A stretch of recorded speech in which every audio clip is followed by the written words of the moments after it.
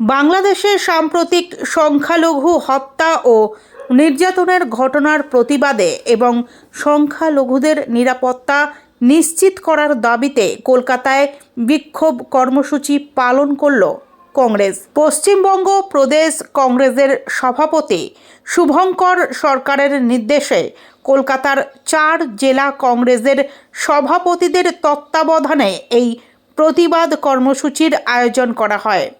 এদিন বেগবাগান মোড়ে কংগ্রেস নেতা কর্মী ও সমর্থকেরা জমায়েত হন। সেখান থেকে পদযাত্রা করে তারা বাংলাদেশ হাইকমিশনের দফতরের সামনে পৌঁছে বিক্ষোভ দেখান। বিক্ষোভকারীদের হাতে ছিল বিভিন্ন প্রতিবাদী প্ল্যাকার্ড ও ব্যানার। বাংলাদেশের সংখ্যালঘুদের ওপর অত্যাচার বন্ধ করা এবং তাদের নিরাপত্তা নিশ্চিত করার দাবিতে স্লোগানে মুখর হয়ে ওঠে এলাকা। কংগ্রেস নেতৃত্বের বক্তব্য, প্রতিবেশী দেশে সংখ্যালঘুদের ওপর লাগাতার হামলা ও নির্যাতন মানবাধিকারের চরম লঙ্ঘন। অবিলম্বে এই ধরনের ঘটনা বন্ধে কার্যকর পদক্ষেপ নেওয়ার দাবি জানানো হয়। দেখুন, আপনাদের জানিয়ে রাখি, শুভঙ্কর সরকার প্রদেশ কংগ্রেস সভাপতি, আমাদের সম্মানীয় নেতা, ওনার নির্দেশে আজকে আমাদের কংগ্রেসের নেতৃত্ব, কর্মী, ভাই বোন, আমরা বাংলাদেশ ডেপুটি হাই কমিশনের সামনে এসে দাঁড়িয়েছি। আমরা কোনো হিংসা করার জন্য এখানে দাঁড়াইনি, আমরা প্রতিবাদ করতে দাঁড়িয়েছি যে আজকে বাংলাদেশে হিন্দু মুসলমান উভয় আক্রান্ত, মনুষ্যত্ব আক্রান্ত, মানুষ আক্রান্ত হচ্ছে। দিকে দিকে ল অ্যান্ড অর্ডার সিচুয়েশান যাদের কন্ট্রোল করার দায়িত্বে আছেন তারা কোথায় আজকের দিনে? এটা আমরা বলছি না, আপনারা যে কোনো মিডিয়া চ্যানেল সেখানে দেখুন, এবং মিডিয়ার ওপরও আক্রমণ হচ্ছে। তাহলে বুঝতেই পাচ্ছেন যারা দায়িত্বে আছেন তারা কি আসলে দায়িত্বে আছেন না নকল দায়িত্বে নিজেদেরকে নিয়োজিত করেছে। আমরা যখন ছবিগুলো দেখছি বাংলাদেশের, খুব দুঃখ বেদনাজনক।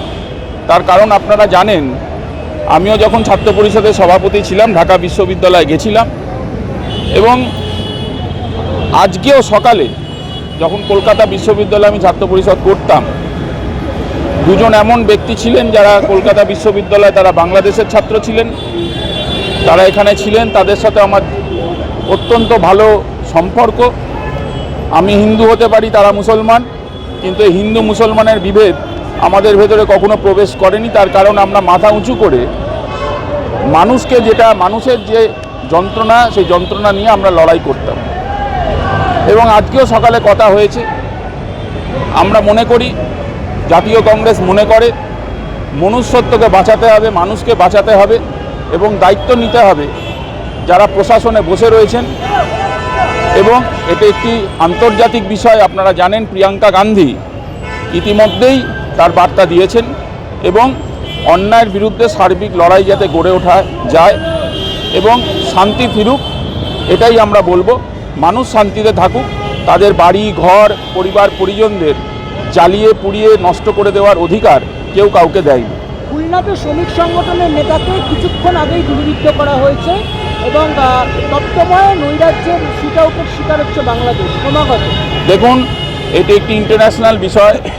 আমাদের স্বরাষ্ট্র মন্ত্রক আছেন, আশা করব তারা ঘুমিয়ে না থেকে জেগে কথা বলবেন।